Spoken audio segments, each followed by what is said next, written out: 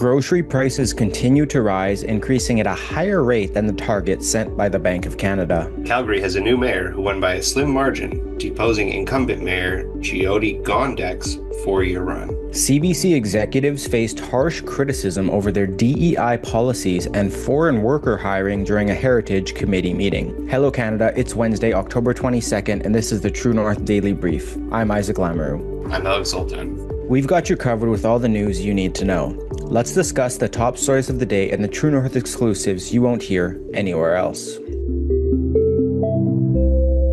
Canadians felt the pinch at the grocery store last month as food prices continued to climb, contributing to a 2.4% annual increase in the Consumer Price Index for September. Economists had expected a 2.2% increase. Grocery prices rose 4% year over year in September, following a 3.5% increase in August, according to Statistics Canada's latest report. On Tuesday, Conservative leader Pierre Poilievre said, quote, "Inflation jumps again with all 4 measures above the Bank of Canada's target. Food prices are rising at twice their benchmark. The cost of Carney's inflationary deficits is higher prices for heating, eating, and housing." This rapid price growth was driven by increases in fresh vegetables, sugar, and confectionery. The report stated, quote, "Year-over-year grocery price inflation has generally trended upward since its most recent low in April 2024, which saw a 1.4% increase. Grocery items contributing to the general acceleration included fresh or frozen beef and coffee, both due in part to lower supply." The report also noted, quote, "In September 2024, prices fell 7.1% month over month due in part to lower crude oil prices amid growing concerns of weaker economic growth, particularly in China and the United States."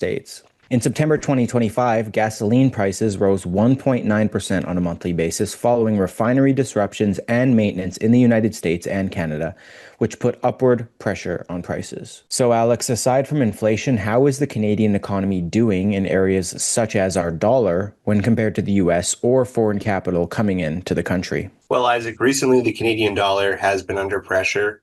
As of last check, it's selling at about 71 US cents. Normally, that's not a big problem for Canada. We have a very resource-heavy, export-oriented economy, and so typically we benefit from a lower dollar. But that doesn't appear to be the case right now. Canadian economy is doing, I would say, generally quite poorly. According to Statistics Canada, for Q2 2025, Canada recorded a current account deficit of about $21 billion. That's the largest on record for that series. Also in Q2 2025, foreign direct investment into Canada was $18.5 billion, down from $30.2 billion in Q1. On portfolio investment, the numbers are also terrible. Foreign investors reduced their holdings of Canadian securities by $16.8 billion in Q2, the largest net divestment since 2007, while Canadian investors increased holdings abroad, which is also concerning. So I would say that the picture is pretty bleak in terms of the Canadian economy. In a race that appeared too tight to call until the last polling station reported, Jeremy Farkas narrowly squeaked out a victory against Sonia Sharp in Canada's mayoral election. As of Tuesday morning, the unofficial results, with 380 of 380 stations reporting, shows Farkas ahead with 91,065 votes and Sharp just behind him at 90,480. A total of 348,626 votes from Calgarians have been tallied, meaning Farkas captured 26.12% of the vote and Sharp secured 25.95% of the vote. The tight race saw incumbent Jyoti Gondek fall completely out of the running, securing only 71,397 votes, or 20%. Her loss marks the first time that an incumbent mayor of Calgary was defeated in a re-election bid since 1980. When Ross Alger lost to Ralph Klein. The election was even tighter than pre-election polling suggested, as it showed Farkas narrowly leading with 27% support, followed by incumbent Mayor Jyoti Gondek and Councillor Sonia Sharp, each at 23%. During the campaign, Farkas pushed woke policies like implementing, quote, hate tracking programs, opposing Alberta's efforts to enforce its ban on child gender transitions, and celebrated being pro-immigration. Farkas pointed to how his platform, quote, includes hate tracking and education programs, culturally competent training for first responders, and the housing equity roadmap to ensure our housing system works for racialized, newcomer, Indigenous, disabled, and 2S LGBTQI residents. So, what else did Farkas run on? And does he represent a departure from Gondek's policy policy or more of the same woke radicalism? Yeah, Alex. Farkas ran on a lengthy list of woke policies and technocratic management pledges, one too lengthy to even maybe get through during the show's time. But as you mentioned, his platform included hate tracking programs, which is especially concerning considering the bill in Parliament right now that will potentially punish Canadians criminally for whatever the Liberals define as hate. We'll see what role Farkas plays in that. And then, as you said too, with the housing equity roadmap for racialized newcomer, Indigenous, disabled, and LGBTQ residents, that too concerning with the news we're seeing out of BC here, where they are saying that the landowners don't actually own the land. The Indigenous are trying to reclaim it. So who knows what this can of worms will open. As for other things, Farkas has pledged, he promised to expand safety ambassadors on transit, saying he'd add better lighting and visibility at stations, because that's obviously the key problem that Calgarians are dealing with on transit is poor lighting, not people high on fentanyl. And then we saw lots come out of Farkas's Ask Me Anything on Reddit. He called Calgary's diversity one of its greatest strengths and celebrated that a third of Calgarians weren't born in North America. He credited former Mayor Jyoti Gondek for advancing reconciliation and said he would keep the momentum going through partnerships on housing and land use. He opposed the province's use of the notwithstanding clause to enforce its ban on child gender transitions, which we should see happen very shortly. A lot of his approach to social issues mirrored the rhetoric of Gondek's administration. He, for example, supported masking during pandemic lockdowns, celebrating that he in fact forced his team to do so. He celebrated his pro-immigration stance. He backed former Mayor Naheed Nenchi's mental health and addiction strategy. And we saw, of course, Farkas, his main competitor was Sonia Sharp, who really had a focus on public safety and was even endorsed by the Calgary Police Association. But Farkas, I guess, framed himself more as fiscally competent, which is hard to reconcile with, of course, his woke policies that he's pledging. So we'll have to wait and see with that. But as for the hard on crime posture that we saw from Sonia Sharp, Farkas said things that you might expect a federal leader to say, like talking about cracking down on repeat offenders, talking about sentencing, bail reform, and prevention.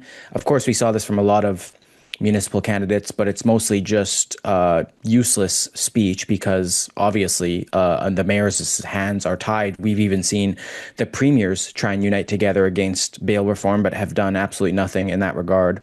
I don't know what a mayor is supposed to do when Bill C-75 essentially forces the courts to uphold a catch and release policy. So Farkas more or less just virtue signaling with that policy proposal or whatever you want to call it, that campaign promise. But overall, his victory does not mark a sharp departure from Gondek's politics. He has promised to bring a steadier hand to City Hall, but more or less his platform largely extends the same woke priorities that defined Gondek's term, from equity and reconciliation to diversity, training, and climate-style language. So if any Calgarians voted for Farkas to get Gondek out, they may be disappointed to figure out that it's more of the same. And then one other thing that I just wanted to mention, Alex, on Alberta's municipal elections was the fact that Calgary's, by all accounts and purposes, was ran pretty smoothly, and they called the victor early on Tuesday morning. But as of Tuesday afternoon, Edmonton's is in shambles. Still not even half the polling stations have reported their votes, so I don't know what's happening in Edmonton. Some pundits on X have suggested that it's like a left-wing ploy to make the province look bad because, of course, they banned electronic tabulators, but that argument obviously goes out the window because Calgary had no issues in tallying their votes, and we've seen other elections provincially not have any timing issues with hand counting votes, which of course has been done for decades before this change. So I'm not sure what's going on in Edmonton, but it is kind of embarrassing that Calgary has done such a better job while Edmonton, again, is in shambles. If I could ask a quick follow-up question, Isaac, as our Alberta correspondent, maybe you can help explain this to me. So we were in Calgary fairly recently, and Calgary, by all appearances, from my perspective anyway, seems like a pretty conservative place. They tend to vote conservative both at the provincial and the federal level. Why do they keep electing these woke radical mayors? It's a great question, Alex.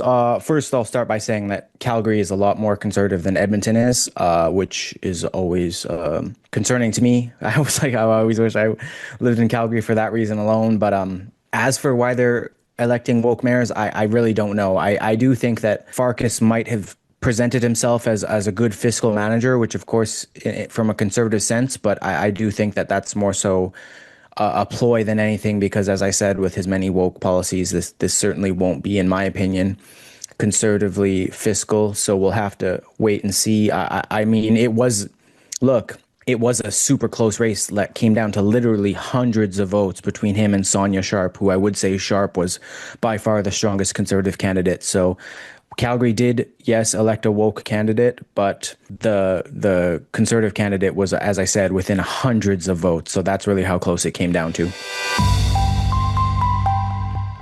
CBC executives are facing heightened scrutiny and questions about the broadcaster's bias, commitment to diversity of opinion, and investigating toxic workplace claims. During testimony at the Standing Committee on Canadian Heritage, CBC President Marie-Philippe Bouchard and other executives were repeatedly pressed about former parliamentary reporter Travis Dhanraj's public resignation.